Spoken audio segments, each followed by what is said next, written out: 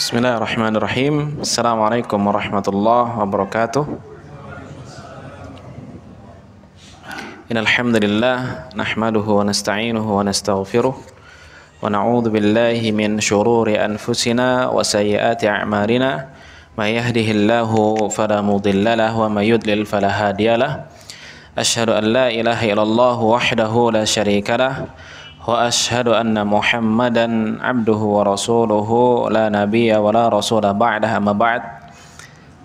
Alhamdulillah, pada kesempatan ini Allah Subhanahu wa taala masih memberikan kepada kita taufiknya sehingga kita bisa hadir di majelis ilmu ini, yang mana hadirnya kita di majelis ilmu ini merupakan taufik yang Allah berikan kepada kita karena Allah menginginkan kebaikan untuk kita semuanya.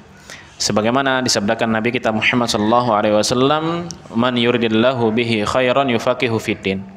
Barang siapa yang dikehendaki oleh Allah Subhanahu wa taala baginya kebaikan, dia akan dimudahkan jalannya untuk memahami agama. Dan Masya Allah ya, menuntut ilmu ini merupakan perkara yang agung, perkara yang besar. Dan hendaknya usi nafsi wa iyyakum bittaqullah, kita semuanya berusaha untuk berjuang, semangat dalam menuntut ilmu syar'i. Karena ilmu syar'i ini Bapak Ibu rahmati Allah Subhanahu wa taala, ini merupakan ilmu yang sangat luas. Permasalahan itu sangat banyak dan pemahamannya itu sangat dalam. Makanya para ulama menyebutkan, inna a'taita hayataka kullahu lil ilmi yu'tika ba'dah. Kalau kalian mendedikasikan hidup kalian, seluruh umur kalian untuk ilmu, maka kalian hanya akan mendapatkan setengah dari ilmu itu. Saking luasnya ilmu agama. Makanya Syekh Yasir Ad-Dosari, seorang imam dan khatib di Masjidil Haram, beliau seorang profesor ya, beliau menyebutkan sekelas Syekh Al-Utsaimin, beliau masih mengatakan ana talibul ilmi, saya adalah penuntut ilmu. Bukan karena ketawaduan Syekh Muhammad bin Shalih Al-Utsaimin, bukan, tapi karena beliau melihat lautan samudra yang luas dari ilmu tersebut. Padahal kalau kita ketahui, makanya Syekh Muhammad Yasir Ad-Dosari beliau mengatakan, padahal kalau kita tahu bersama bahwasanya Syekh Utsaimin ini menjadi mufti ya, menjadi mufti rujukan di kerajaan Saudi, dan ini ulama besar. Beliau ulama ahli hadis, beliau ulama ahli fikih, beliau ulama dalam bidang akidah dan lain sebagainya. Dan beliau memberikan fatwa-fatwa yang luar biasa, menjadi rujukan di dunia gitu. Tapi beliau masih mengatakan apa? Ana talibul ilmi. Maka kita usi nafsi wa iyyakum bittaqullah, kita harusnya tidak akan pernah kenyang, tidak pernah kenyang dengan yang namanya ilmu. Dan kalau kita sudah menuntut ilmu Bapak Ibu rahmati Allah Subhanahu wa taala, kita harus berusaha untuk mengikhlaskan niat. Berusaha untuk mengikhlaskan niat. Terkadang seseorang itu dia berusaha untuk menuntut ilmu, itu dia tidak akan mendapatkan ilmunya karena apa? Karena tidak ada keikhlasan di dalam dirinya, tidak ada keikhlasan dalam hatinya. Dulu Bapak Ibu rahmati Allah Subhanahu wa taala, ana pernah di pondok ana, pesantren ana, ketika ana setoran hafalan, musyrif ana, Masya Allah ya, di Indonesia beliau mulai sudah terkenal, tapi di Saudi beliau sudah terkenal dari lama. Beliau mempunyai sanad 7 qiraat, bahkan utusan dari Indonesia satu-satunya dulu untuk menjadi juri internasional di Saudi beliau.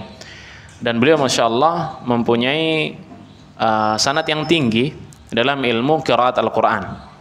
Dan beliau juga menjadi salah satu dewan di markas yang ada di Madinah, yang mana isi dari markas tersebut adalah ulama-ulama ahli qiraat yang ada di dunia. Di antaranya siapa? Ketua Imam Masjid Nabawi, Syekh Ali Hudzaifi, di antara dewan-dewan yang ada di sana. Musyrif ana ini Masya Allah, semoga Allah jaga beliau. Ketika dulu kami setoran, ana pernah nanya sama beliau, Ustaz, antum dulu kan pernah nyantri juga, pernah ngafal juga kan? Ana bilang, otomatis antum pernah merasakan namanya futur ya, namanya futur, iman lagi ngedon.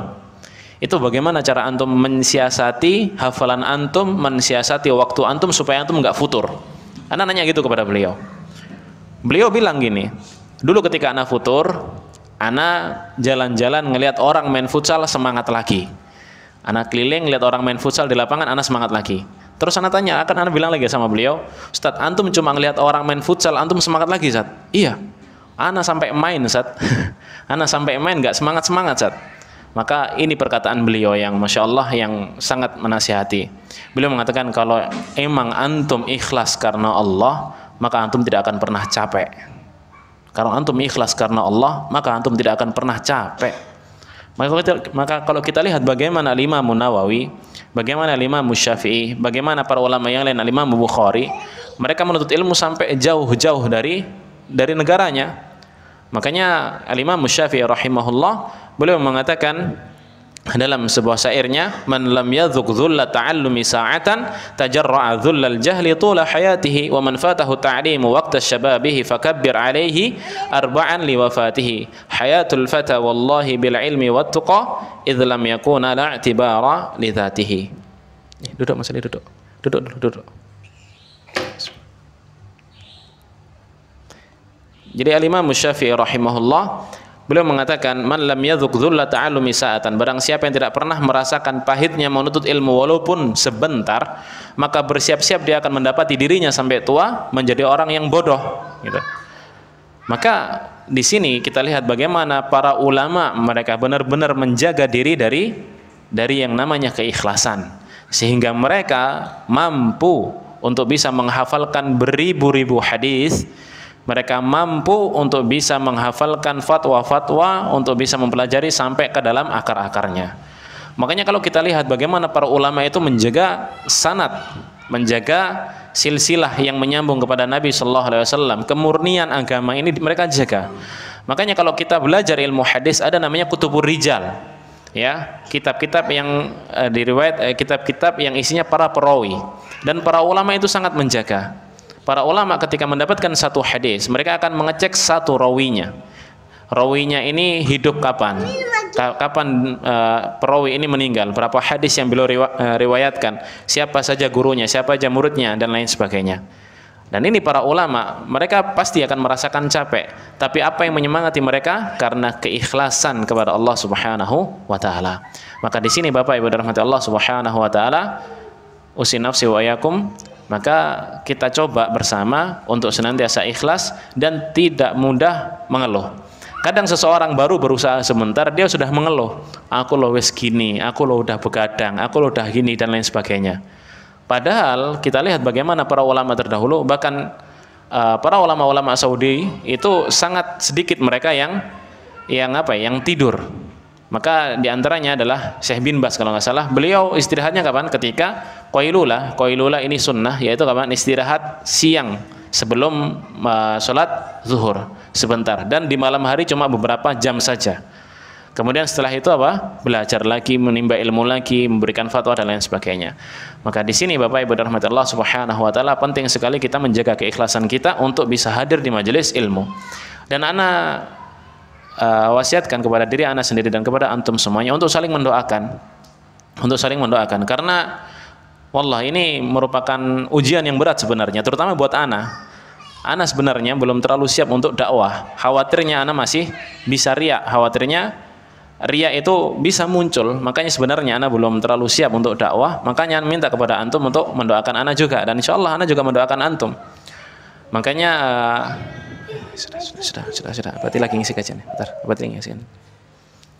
Makanya Ibnul Jauzi rahimahullah, beliau mengatakan ketika beliau menyampaikan dan ribuan hadirin yang hadir di majelis beliau mengatakan kaifa wa in najaha haula'i wa halaktu, bagaimana kalau mereka yang depan saya semuanya ini selamat dan saya yang celaka. Karena apa? Karena menjaga keikhlasan ini susah, Pak. Menjaga keikhlasan ini susah. Apalagi kalau sudah banyak yang kenal, sudah banyak follower, semakin banyak tuntutan. Biasanya seperti itu. Ustaz nanti tolong gini, saat nanti, nah ini lebih susah lagi untuk menjaga ikhlas, gitu ya. Maka di sini usinafsi wa yakum, kita harus saling mendoakan dan harus saling menguatkan. Dan seorang mukmin itu semuanya adalah saudara. Dan saudara, makanya Syekh bin Baz menyebutkan, Syekh Ibnu Utsaimin menyebutkan dalam Syarh Riyadhus Shalihin, beliau mengatakan saudara keimanan lebih kuat dibandingkan saudara nasab. Karena saudara nasab yang tidak didasari keimanan tidak akan bernilai di hadapan Allah Subhanahu wa Ta'ala. Makanya di Quran sebutkan yauma yafirrul mar'u min akhihi wa ummihi wa abihi wa sahibatihi wa bani. Hari di mana seorang itu berlari menghindari keluarganya, menghindari ibunya, menghindari keluarganya. Karena persaudaraan yang mana didasari bukan karena keimanan, Allah menyebutkan al-akhillau yauma idzin ba'duhum li ba'din aduwwun illal muttaqin. Yang mana mereka bersahabat, mereka bersaudara, mereka berkerabat tanpa didasari keimanan, ketika hari kiamat mereka akan saling menyalahkan, kecuali orang-orang yang bertakwa. Maka orang-orang yang soleh yang ada di sekitar antum, ini antum harus hafalkan ya, dan antum bilang ke teman-teman antum, kalau antum tidak dapati ana di surga, tolong berdoa kepada Allah, mudah-mudahan Allah menggabungkan ana bersama antum di surga. Dan ini diantara bentuk keistimewaan kita mendapati teman-teman yang saleh. Makanya disebutkan dalam hadis riwayat Bukhari dan Muslim, seseorang ketika kelak sudah ditimbang amal ibadahnya, yang mana yang masuk surga sudah masuk surga, yang masuk neraka sudah masuk neraka, dan orang-orang yang masuk surga tidak mendapati teman-teman kawan baiknya dulu yang di dunia sholat bareng, ngaji bareng, ibadah bareng dan lain sebagainya, tidak bersama mereka di surga, mereka akan mengatakan, ya Rabbi lan taktamila ladzati illa bisadiqi fulan. Wahai Tuhanku, tidak akan pernah sempurna kenikmatanku di surga tanpa adanya temanku fulan. Maka keluarkan dia dari neraka. Akhirnya dikeluarkan teman-temannya. Makanya di Quran disebutkan, wa'tasimu bihablillahi jami'an wa la tafarraqu. Ya, bersatulah kalian dengan apa? Dengan hablullah, yaitu Al-Qur'an dan sunnah. Wala tafarraqu, dan jangan kalian terpecah belah. Wadhkuru ni'matallahi 'alaikum idz kuntum a'daan fa'alafa baina qulubikum fasbahtum bi ni'matihi ikhwana. Maka ingatlah ketika kalian dulu berpecah belah, kalian dulu saling bermusuhan, sehingga dengan Al-Qur'an Allah menyatukan kalian semuanya. Fasbahtum bi ni'matihi, dan kalian dengan nikmat Allah menjadi ikhwan, menjadi saudara. Wa kuntum ala syafa hufratin minan nar fa'anqadhakum minha kadzalika yubayyinullahu lakumul ayat. Dan di antara kalian ada yang sudah masuk neraka, fa'anqadhahumullahu minha. Jadi Allah mengangkat orang-orang masuk neraka ke dalam surga, dan merupakan kenikmatan yang luar biasa. Karena kita ini Bapak Ibu dirahmati Allah Subhanahu wa taala, terkadang dalam menjalankan sunnah ini perlu namanya apa? Perlu namanya motivasi. Dan terkadang motivasi itu malah datang dari teman kita. Makanya penting sekali kita memilih pasangan yang juga pengen belajar sunnah, pasangan yang menguatkan kita. Yang penting juga kita juga mendapatkan lingkungan-lingkungan yang mana lingkungan-lingkungan ini juga menguatkan kita kalau kita berbuat sunnah. Terkadang Bapak Ibu dirahmati Allah Subhanahu wa taala, orang ini kalau hidup di dunia, mereka menganggap mendapatkan kenikmatan, menganggap mendapatkan keindahan hidup kapan? Ketika mereka mendapati apa yang dia inginkan dicapai. Contoh, ada fulan menginginkan rumah yang besar, view-nya lapangan golf contoh. Kemudian dia menginginkan mobil yang mewah, menginginkan perkara-perkara dunia yang luar biasa. Maka ketika orang tersebut mendapatkan apa yang dia inginkan, apa yang dia ekspektasikan itu, dia akan mengatakan, sungguh nikmatnya dan indahnya dunia yang aku miliki. Sungguh indahnya apa yang aku miliki. Tapi dia lupa bahwasannya semua keindahan duniawi yang sifatnya hanya sementara, dan itu hanya titipan yang Allah berikan kepada seorang hamba, kelak akan ditanyakan oleh Allah Subhanahu wa taala. Makanya ada sebuah syair yang menyebutkan, bagus banget syairnya, disebutkan dalam syair tersebut, al-insanu ya'ti bila syai' wa yas'a wara'a kulli syai' thumma yatruku kulla syai' wa yuhasabu ala kulli syai'. Jadi manusia ini dia datang di dunia, dilahirkan di dunia tanpa membawa sesuatu apapun. Tapi dengan fitrahnya manusia, dia berusaha untuk mendapatkan apa yang dia inginkan. Tapi kelak ketika dia meninggal, dia akan meninggalkan semua harta yang dia miliki, dan dia akan dihisab dengan apa yang semua dia miliki. Makanya Ali bin Abi Thalib pernah ditanya oleh seseorang, siflana ma huwa dunya, ma hiya dunya. Tolong sifati kepada kami dunia ini seperti apa. Maka Ali bin Abi Thalib mengatakan, apakah aku akan memberikan sifat gambaran dunia secara panjang apa pendek? Maka orang tersebut mengatakan secara pendek saja. Makanya Ali mengatakan, ad-dunya haramuhu an-nar, halaluhu hisab. Yang haramnya pasti neraka, yang halalnya pasti dihisab. Gitu. Dan anak pernah, Masya Allah, dulu anak pernah di suatu daerah di BSD sana, Di sana ada lapangan golf, masya Allah ya. Rumah di sana itu sangat mahal. Di tanah yang paling murah, yang paling depan dekat jalan, bukan yang dekat lapangan golfnya, itu per meter 14 juta saat itu. Saat itu ya 2021-an. 14 juta itu yang paling murah. Semakin ke dalam semakin mahal. Dan rumah di sana, masya Allah, itu tidak ada yang kurang dari 500 meter besarnya, luas bangunannya. Ana pernah diajak oleh masya Allah seorang yang kaya ya. Makanya kalau kita lihat perumahan di lapangan golf di sana, itu mobilnya ada 6, ada 8, ada 7 depan rumah jajar. Saking gedenya rumahnya. Ana pernah diajak oleh jamaah di sana. Setelah sholat Jumat, ana diajak keliling ke rumahnya. Ini city tour rumah ya. Kita keliling rumahnya berdua aja. Masya Allah, rumahnya luas bangunannya 1.300 meter. Yang mana dia hidup sendirian. Bayangkan 1.300 meter beliau hidup sendirian. Tapi masya Allah beliau setelah itu mendapatkan hidayah sunnah dan beliau lebih mengatakan apa? Bahwasanya hidayah sunnah ini merupakan hidayah yang lebih baik. Indahnya sunnah ini merupakan keindahan yang jauh lebih baik dibandingkan apa yang dia miliki saat itu. Maka usini wa yakum bittaqullah, Bapak Ibu rahmati Allah Subhanahu wa taala, kalau kita menginginkan kebaikan, kalau kita menginginkan keindahan itu bisa kita dapatkan dengan apa? Dengan cara kita mengikuti sunnah Nabi Muhammad SAW. Ketika seseorang beribadah, ketika seseorang merasakan nikmatnya salat, itu adalah keindahan sebenarnya. Dan itu tidak pernah didapatkan oleh pelaku-pelaku maksiat. Orang-orang yang sering maksiat, yang hatinya kotor, itu kadang ketika mereka salat, itu mereka merasakan kok lama banget salatnya. Maka pernah ada kejadian di Mesir, ada seorang imam yang mana membaca sholat tarawih itu satu malam 30 juz, dan ada makmumnya saat itu, makmumnya yang sudah tua renta, tapi makmumnya ini masya Allah, ini sholat 30 juz satu malam, makmumnya ini kuat, bukan hanya hari pertama, tapi selama Ramadan makmumnya kuat untuk sholat di belakang imam tersebut. Bayangkan, dan anak-anak muda banyak yang mereteli ya. Makanya kalau kita bilang di Indonesia banyak mengalami soft yang kemajuan ya, kemajuan soft. Hari pertama full, hari kedua kok kayaknya makin dikit, hari ketiga sandal mulai hilang gitu.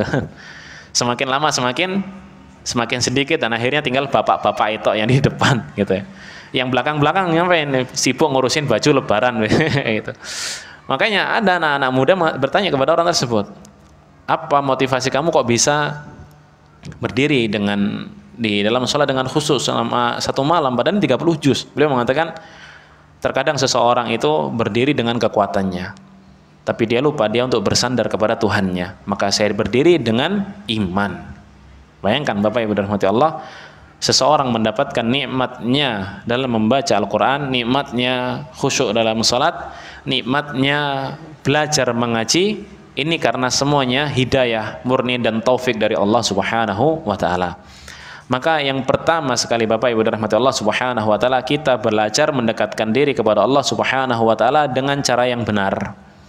Yaitu dengan cara apa? Dengan cara mengikuti pemahaman para salafus saleh, orang-orang terdahulu. Siapa itu? Para tabi'in, para sahabat, para tabi'ut tabi'in. Yang mana mereka adalah sebaik-baik masa yang disebutkan dalam hadis Nabi Shallallahu Alaihi Wasallam. Nabi bersabda, khairul quruni qarni, tsummal ladzina yalunahum, tsummal ladzina yalunahum. Sebaik-baik masa adalah generasiku dan setelahnya.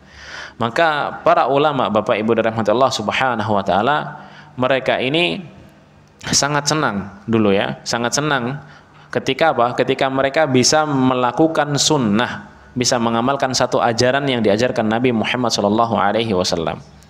Maka kita usi nafsi wa yakum, kalau kita sudah belajar kajian sunnah, jangan malu untuk mengamalkan sunnah.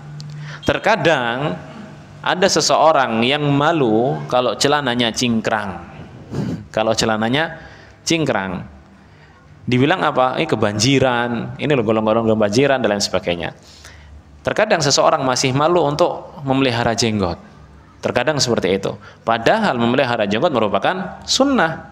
merupakan sunnah yang Nabi anjurkan kepada kita.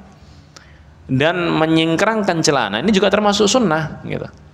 Makanya pernah dulu anak ditanya tentang bagaimana hukum isbal. Memang pendapat para ulama berbeda. Ada yang mengatakan yang penting selama tidak sombong maka boleh. Tapi ini pendapat yang kurang kuat. Pendapat yang kurang kuat. Karena apa? Karena dalam hadis yang lain Nabi sallallahu alaihi wasallam beliau bersabda, "Fa innal isbala minal mahilah." Iyyakum wal isbal fa innal isbala minal mahilah. Jauhilah isbal karena isbal tersebut termasuk dalam kesombongan. Gitu ya. Maka isbalnya sendiri sudah termasuk dalam kategori kesombongan. Dan kalau kita jujur dengan hadis Abu Bakar, ketika Abu Bakar sholat sarungnya melorot, Abu Bakar mengatakan apa? Wahai Rasulullah, apakah aku termasuk orang-orang yang sombong? Rasulullah mengatakan tidak. Karena apa? Karena nggak sengaja melorot. Karena nggak sengaja melorot menunjukkan bahwasannya izarnya Abu Bakar itu berada di atas mata kaki, dan itu sunnah yang Nabi ajarkan kepada umatnya. Maka Bapak Ibu dan rahmat Allah Subhanahu wa taala, kalau kita seseorang di antara kita ingin mendapatkan kenikmatan dunia dan akhirat, maka kita berusaha untuk menjalankan ibadah sesuai dengan apa yang Nabi Shallallahu Alaihi Wasallam ajarkan. Nah, sekarang Bapak Ibu dan rahmat Allah Subhanahu Wa Taala, kita akan membahas tentang indahnya sunnah. Nah, apa sih yang dimaksud dengan sunnah? Ini para ulama berbeda pendapat dengan istilah sunnah. Tergantung siapa ulama yang mendefinisikan sunnahnya. Dalam bidang apa ulama tersebut. Di dalam bidang ahli fikih, yang dimaksud sunnah artinya perkara yang dikerjakan dia mendapatkan pahala, kalau ditinggalkan mendapatkan dosa. Ini kalau dalam bidang fikih. Kalau dalam bidang fikih tadi apa? Perkara yang dikerjakan dia mendapatkan pahala, kalau yang ditinggalkan dia tidak berdosa. Maaf, dia tidak berdosa. Itu namanya sunnah dalam bidang fikih. Kemudian ada juga para ulama dalam ahli usulul fikih. Beliau mengatakan yang dimaksud sunnah yaitu apapun yang disandarkan kepada Nabi Muhammad sallallahu alaihi wasallam min qaulin au fi'lin au takrir, dari perkataan, dari perbuatan, dan dari takrir, ikrarnya Nabi Muhammad sallallahu alaihi wasallam. Makanya ikrarnya Nabi Muhammad ini menjadi sebuah hukum. Contoh, Bilal ketika itu mengamalkan setelah berwudu senantiasa sholat dua rakaat, sampai bahkan Nabi Shallallahu Alaihi Wasallam beliau melihat terompah sendalnya Bilal itu sudah ada di surga, sudah booking surga. Bilalnya masih hidup, tapi terompah sendalnya sudah ada di surga. Makanya Nabi Shallallahu Alaihi Wasallam mendatangi Bilal dan Nabi bertanya, ya Bilal, haditsni bi arjai amalin amiltahu fil Islam. Wahai Bilal, kabarkanlah kepadaku apa amalan dalam Islam yang luar biasa yang kamu kerjakan, yang aku nggak tahu, gitu. Maka Bilal mengatakan, ya Rasulullah, ma'amiltu amalan arja fil Islami illa anni lam atatahhar tahuran min sa'atin aw min sa'atin fil lailin aw naharin illa sallaitu bidzalika tahuri ma kutiba li an usalliya. Wahai Rasulullah, sesungguhnya aku tidak mengerjakan apapun kecuali yang telah engkau perintahkan. Tapi saya mempunyai satu amalan, yaitu apa? Saya setiap habis berwudu, saya melaksanakan sholat sunnah 2 rakaat, menjaga sholat sunnah 2 rakaat. Maka diamnya Nabi saat itu adalah ikrar, adalah takrir, menunjukkan bahwasannya sholat sunnah 2 rakaat setelah wudu hukumnya sunnah dan boleh dikerjakan. Paham ya? Maka banyak sekali sebenarnya orang-orang yang menyalahgunakan hadis ini. Mengatakan apa? Buktinya sahabat melakukan bid'ah. Buktinya sahabat melakukan bid'ah. Padahal definisi hadis, definisi sunnah yang disepakati oleh para ulama, takrir itu adalah sunnah dari Nabi Shallallahu Alaihi Wasallam. Nah sekarang orang-orang mengerjakan amalan-amalan kebid'ahan, siapa yang mentakrir? Udah jauh masanya dari Nabi, tidak sesuai dengan ajaran Nabi, iya kan? Ini kok ada orang-orang akhir zaman mengatakan para sahabat dulu buktinya melakukan bid'ah. Kemudian ada juga para orang-orang sekarang mengatakan buktinya Umar melakukan bid'ah, sholat tarawih 23 rakaat. Padahal Umar melakukan sholat tarawih 23 rakaat itu berdasarkan ijtihadnya Umar. Karena Nabi Shallallahu Alaihi Wasallam beliau bersabda, salatul laili masna masna, salat malam itu 2 rakaat 2 rakaat. Kalau kalian takut ketinggalan salat malam, falyutir wahidatan tatimmu lahu ma qad shalla, maka salatlah witir 1 rakaat untuk melengkapi salat malam kalian yang tertinggal. Maka sholat witir itu dikerjakan malam hari, dan sholat witir itu, masya Allah, itu adalah sholat penutup malam. Maka boleh nggak kita sebelum tidur kita melakukan sholat witir, contoh? Boleh nggak? Boleh. Karena Abu Hurairah radhiyallahu anhu, beliau mengatakan, "Ausini khalili bisalas." Saya mendapatkan nasihat dari Khalilku, yaitu Nabi Muhammad SAW, kekasihku, dengan 3 perkara. La ada'uhunna hatta amut, dan saya tidak akan pernah meninggalkannya sampai saya meninggal. Di antaranya apa? Salat malam, salat witir sebelum saya tidur. Makanya Abu Hurairah melaksanakan salat witir kapan? Sebelum dia tidur. Terus kalau seseorang salat witir sebelum dia tidur malam hari, boleh nggak dia ketika bangun salat tahajud? Maka jawabannya boleh, tapi tidak ditutup dengan witir lagi. Karena Nabi Shallallahu Alaihi Wasallam bersabda, la witroni fil lailah, tidak ada 2 witir dalam 1 malam. Gitu ya. Maka ikrarnya Nabi itu adalah sunnah. Gitu ya. Kemudian para ulama ahli hadis menyebutkan yang dimaksud sunnah yaitu apapun yang dinisbatkan kepada Nabi Sallallahu Alaihi Wasallam, disandarkan kepada Nabi Sallallahu Alaihi Wasallam dari perkataannya, perbuatannya, ikrarnya, dan juga secara akhlaknya Nabi Sallallahu Alaihi Wasallam, baik secara akhlaknya maupun fisiknya. Ini ulama hadis. Adapun ulama-ulama akidah, beliau menyebutkan, di antaranya Ibnu Rajab Al-Hambali rahimahullah, beliau menyebutkan dalam kitab beliau Jami'ul Ulum wal Hikam, beliau menyebutkan at-tariqah al-maslukah fayashmalu dhalika at-tamassuk bima kana alaihi huwa wa khulafa'uhu ar-rasyidin min al-i'tiqadat wal a'mal wal aqwal wa hadhihi sunnah al-kamilah wa lihadha kana as-salafu qadiman la yutrikuna isma sunnah illa ala ma yashmalu dhalika kullah wa ruwiya ma'na dhalika 'anil Hasan al-Basri wal Auza'i wa Fudail bin Iyad. Jadi yang dimaksud sunnah oleh para ulama ahli akidah adalah jalan yang ditempuh. Karena sunnah secara bahasa artinya jalan yang dilewati. Hadis Nabi sallallahu alaihi wasallam, la tattabi'anna sunana man kana qablakum. Kalian akan mengikuti tata cara beragama orang-orang yang sebelum kalian. Maka sunnah secara bahasa adalah jalan yang ditempuh, jalan yang diikuti, gitu ya. Maka para ulama menyebutkan yang dimaksud definisi sunnah artinya jalan yang ditempuh oleh seorang hamba untuk apa? Untuk mengikuti semua yang disandarkan kepada Nabi Sallallahu Alaihi Wasallam dari perkataan, dari amal perbuatan, dan dari i'tiqadat, dari keyakinan-keyakinan, dari keyakinan-keyakinan. Maka ada nggak kesalahan dalam keyakinan-keyakinan? Banyak kesalahan dalam keyakinan-keyakinan. Banyak penyimpangan dalam keyakinan-keyakinan. Banyak sekali. Maka para ulama, Bapak Ibu dirahmati Allah Subhanahu wa taala, itu menyebutkan walaupun orang itu mereka berada di akhir zaman, tapi tata cara beribadah dia, cara yang dia tempuh untuk menjalani agama ini sesuai dengan apa yang Nabi ajarkan, sesuai dengan apa yang para sahabat ajarkan, itu juga boleh disebutkan dengan salafi. Boleh dinisbatkan kepada salafi. Maka orang-orang terdahulu atau orang-orang salaf itu adalah orang-orang yang terdahulu yang mengajarkan sunnah. Tapi walaupun orang-orang yang terdahulu berada di zaman tabi'in atau tabi'ut tabi'in yang menyelisihi sunnah, tidak bisa dikatakan salafi. Tidak bisa dikatakan salafi. Gitu ya. Maka ini diantara pengertian sunnah yang dipandu oleh para ulama, dijelaskan kepada kita.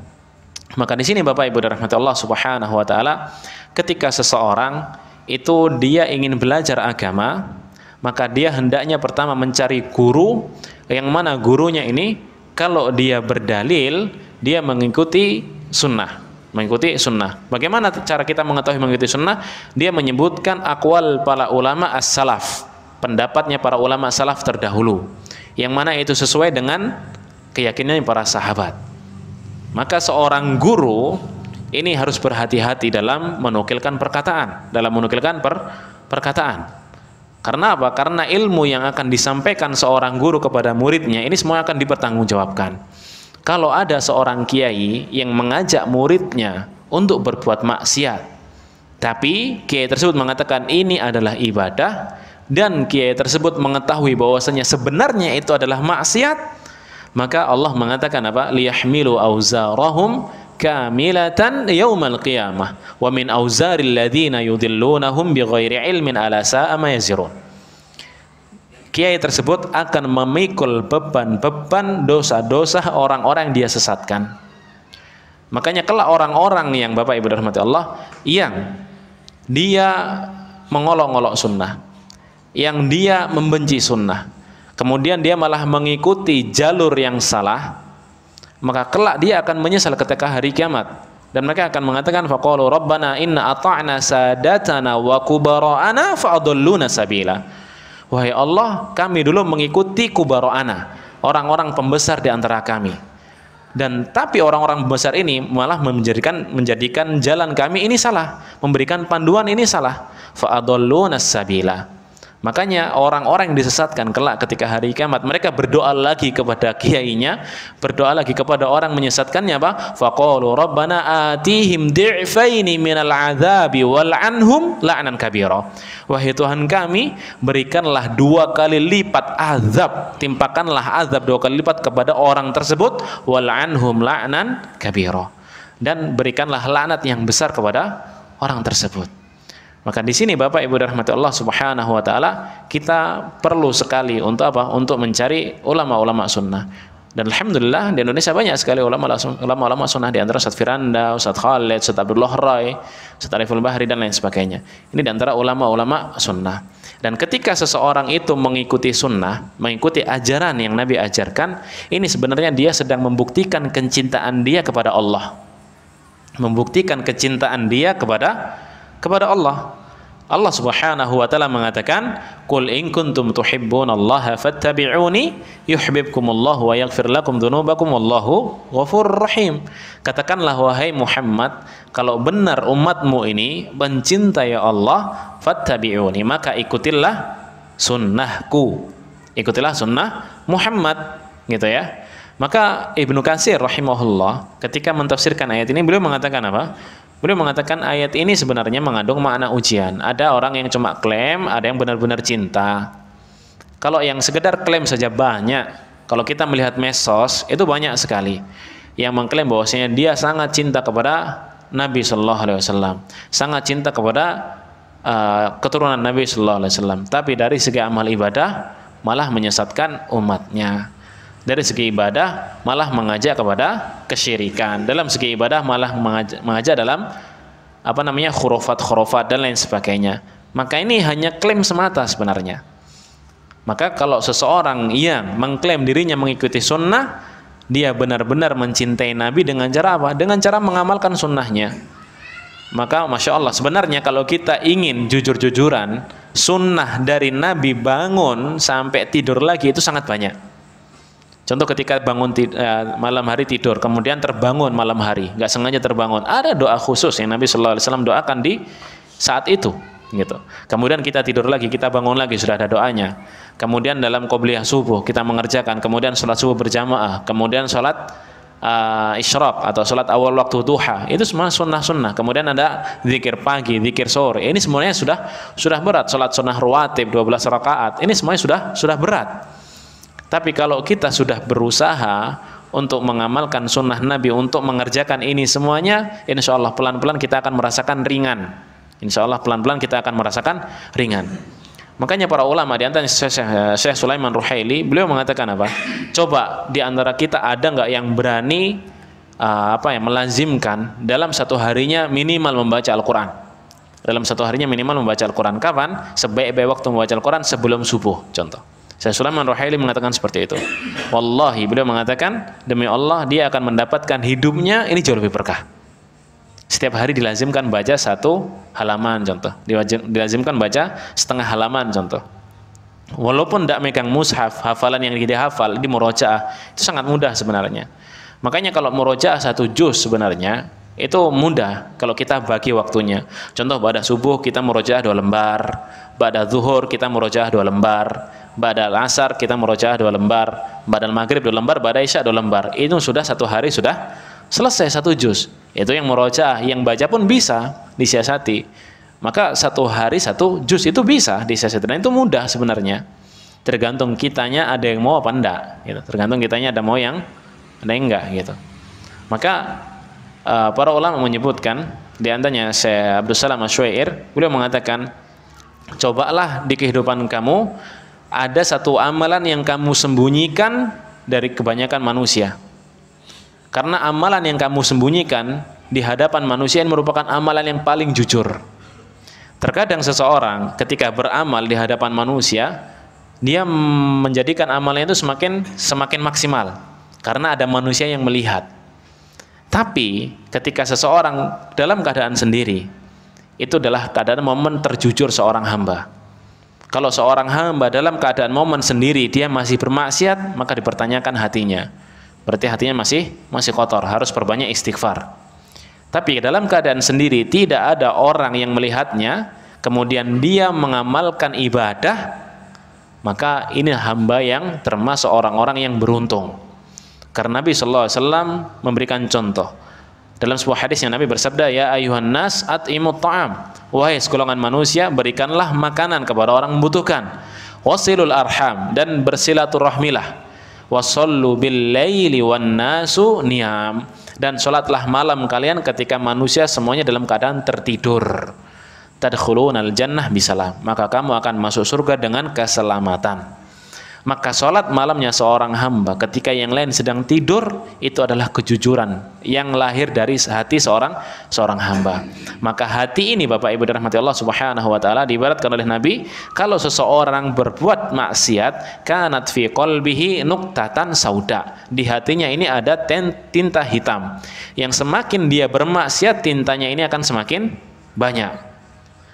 Dan ketika ada sinyal-sinyal yang diberikan oleh Allah Subhanahu wa taala kepada orang tersebut untuk mengganti maksiatnya menjadi amal ibadah, tapi orang tersebut mengabaikannya sehingga hatinya semuanya tertutup oleh maksiat, Allah mengatakan kalla bal rana ala qulubihim ma kanu yaksibun. Ini susah untuk dikembalikan.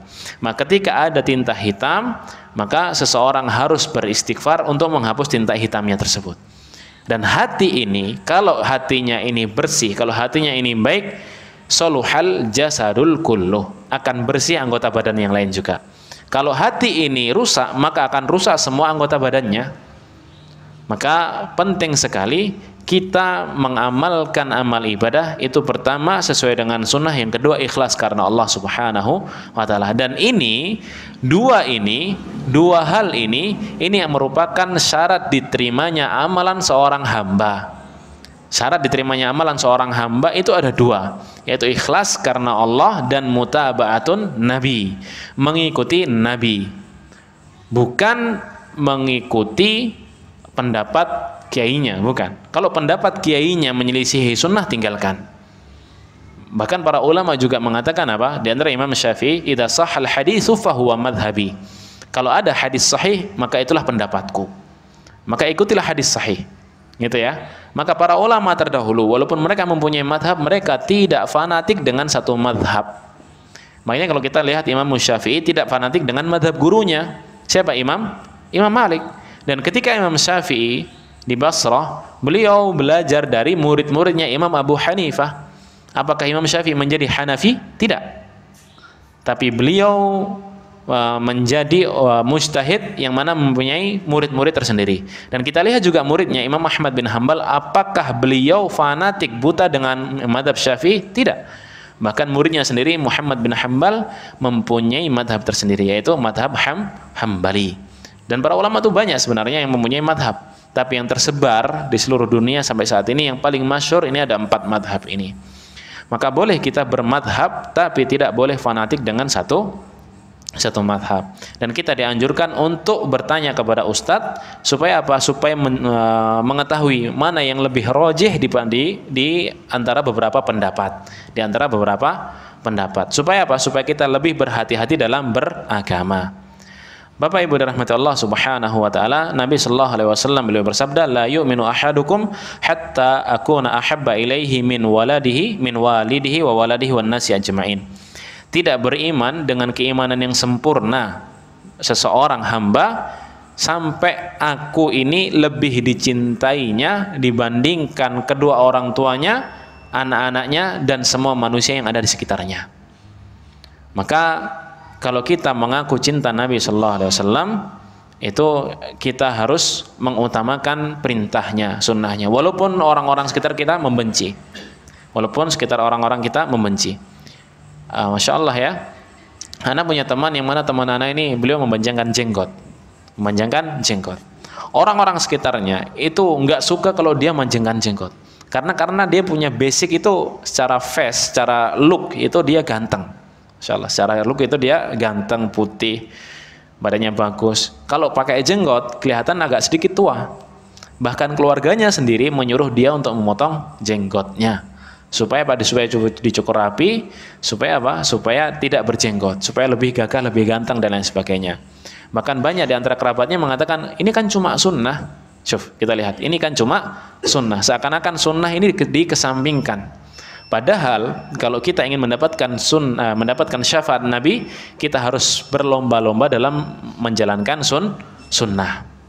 Maka kawan anak tadi mengatakan, nggak apa-apa Bapak Ibu, nggak apa-apa, kepada teman-teman yang mengatakan itu, setidaknya selama aku berjenggot aku menjalankan sunnah, dan setidaknya selama aku berjenggot insya Allah Allah akan memberikan kepadaku pahala dengan apa yang aku niatkan karena Allah Subhanahu wa Ta'ala.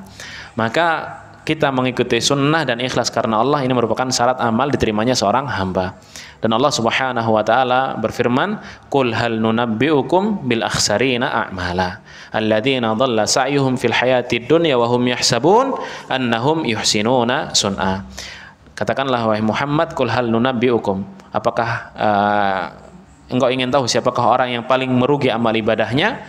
Yaitu siapa? Orang-orang yang beramal banyak, yang mana mereka itu beramal tersebut menganggap amal ibadahnya ini, amal yang mereka lakukan ini merupakan ibadah, tapi tidak sesuai dengan sunnah, maka amal ibadah tersebut tertolak. Qul hal nunabbiukum bil akhsarina a'mala. Maka di antara indahnya sunnah yang lain menjadikan amal kita diterima oleh Allah Subhanahu wa Ta'ala dan menjadikan kita semuanya insyaallah mendapatkan syafaat Nabi Muhammad sallallahu alaihi wasallam. Dan mudah-mudahan kita berdoa kepada Allah Subhanahu wa Ta'ala supaya kita termasuk hamba-hamba Allah yang mendapatkan syafaat Nabi kelak di hari kiamat, dan mudah-mudahan kita termasuk hamba-hamba Allah yang dikumpulkan bersama Nabi karena kecintaan kita kepada Nabi kita Muhammad sallallahu alaihi wasallam. Aqulu qouli hada, mungkin ini bisa saya sampaikan.